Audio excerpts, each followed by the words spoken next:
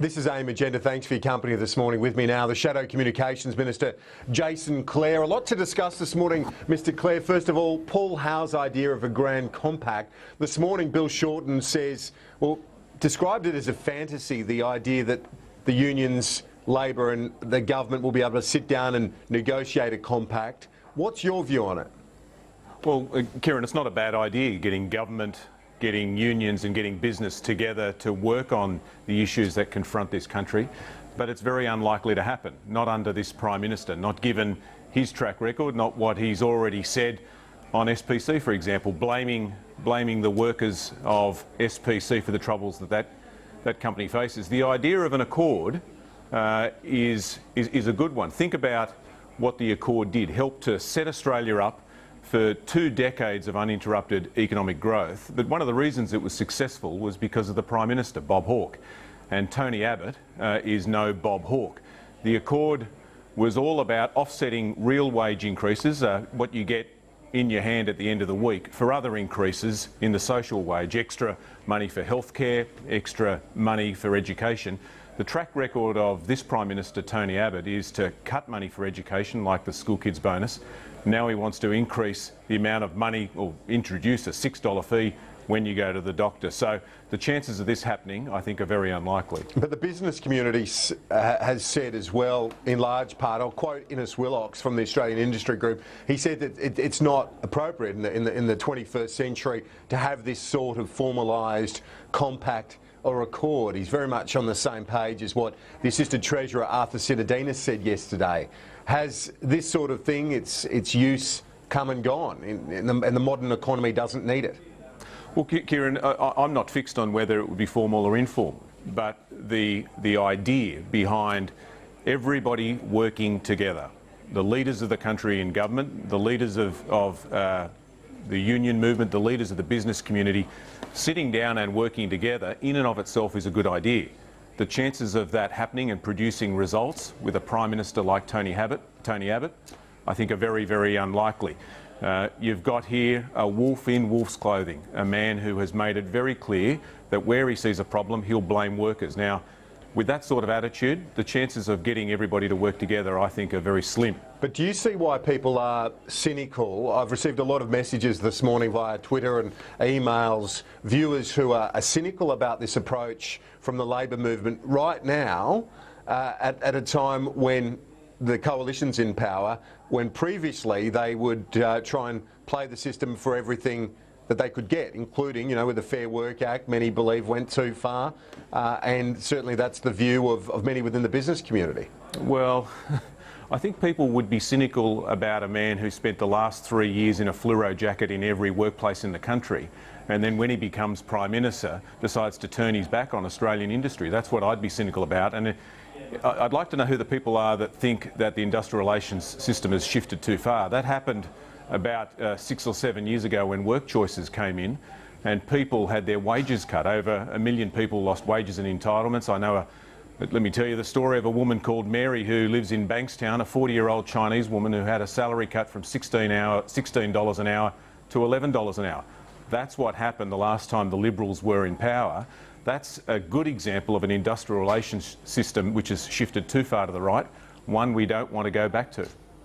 In terms of the SPC debate, the government's made it clear where it stands on the corporate welfare argument, and again, this is something which Labor is of course opposed to. But when you've got such a well-off, well-established parent company such as Coca-Cola Amatil, isn't this something where the government needs to change the mindset of companies and the general corporate sector about the issue of industry welfare, that this is just not going to be offered? If you've got a subsidiary which is in trouble, you've got to deal with it.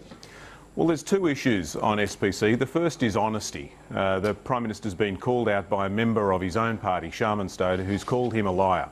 And if you've got a member of the Liberal Party calling the Prime Minister a liar, that you can't trust him, then how can anybody else trust this Prime Minister?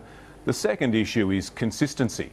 How can you justify making a decision to help Cadbury Chocolate in Tasmania but not support SPC in Victoria? The real difference there is that Cadbury's in a marginal seat in Tasmania, and this is in a safe Liberal seat where the Prime Minister's decided they don't need to help.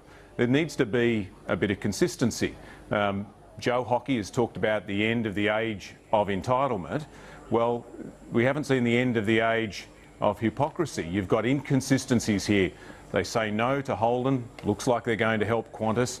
They say no to SPC, but they help Cadbury Chocolate in Tasmania. They help an aquaculture company in Tasmania. There's no consistency other than the political agenda that's targeting marginal seats. But you say there's no consistency. They did offer support for Holden. It was just that Holden wanted even more than the billion that was already on the table. With Qantas, Kieran, there is an argument you know being what happened made. there. They goaded Holden out of the country. You had Joe Hockey standing at the dispatch box basically telling them to get out of the country. But Mr Clare, Joe, the chief executive of Holden said no amount of money was going to keep them here anyway. Subsequently, so that's the. But on Qantas, there's this Qantas Sale Act. Labor seems entrenched in this idea that you don't want to change it. The national carrier needs to remain. But what if it all goes under? They've got to be on the same playing field, don't they, as other airlines? Well, Qantas is an Australian icon. We want to see Qantas stay and providing services to all Australians. But the point I'm making here is show a bit of consistency.